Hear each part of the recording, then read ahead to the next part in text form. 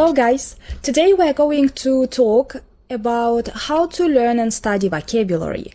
And disclaimer, the things that I'm going to tell you about, it's not the ultimate truth. If you have been studying English and vocabulary in your own way, it's okay. So I will just give recommendation to you and maybe you will find out something new and interesting to yourself. So let's begin. Collocation is a combination of words formed when two or more words are often used together in the way that sounds correct.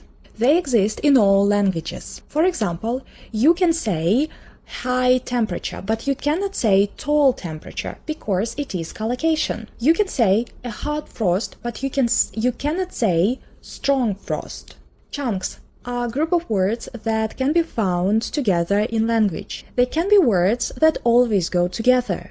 Knowledge of chunks and collocations can help learners and users predict meanings and therefore be able to process language in real time. Chunks include phrasal verbs, lexical phrases, idioms, and fixed phrases. For example, by the way, have a nice day, make somebody do something. But why collocations and chunks? They will help you to learn and use language effectively, to speak more naturally and make fewer mistakes. By the way, they will help you to express your opinion and thoughts more precisely. Context.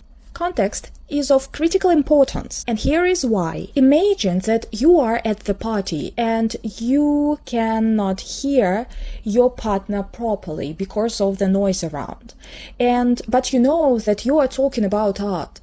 And every time when your partner is telling you something, you just catch maybe endings or the beginning of words, but you understand what he or she is talking about because you know the context, and your brain just understand it.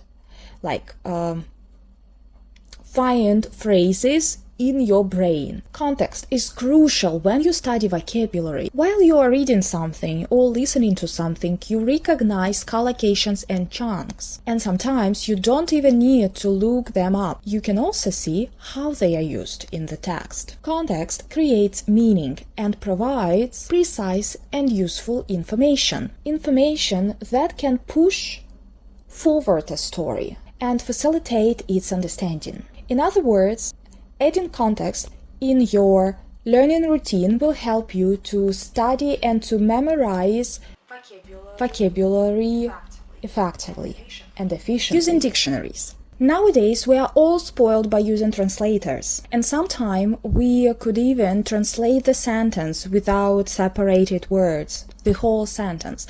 That's why we do not need to understand the meaning and we do not need to understand the ideas and thoughts of the author. It makes us be lazy and don't analyze the language. However, translators doesn't give us any extra information about this or that word or word combination, like register, how to use it in the sentence, what collocation I can use with, and so on. A good dictionary is an essential tool for English learner. Of course, it might be difficult to use dictionary, especially monolingual dictionary, because you just need to get used to this.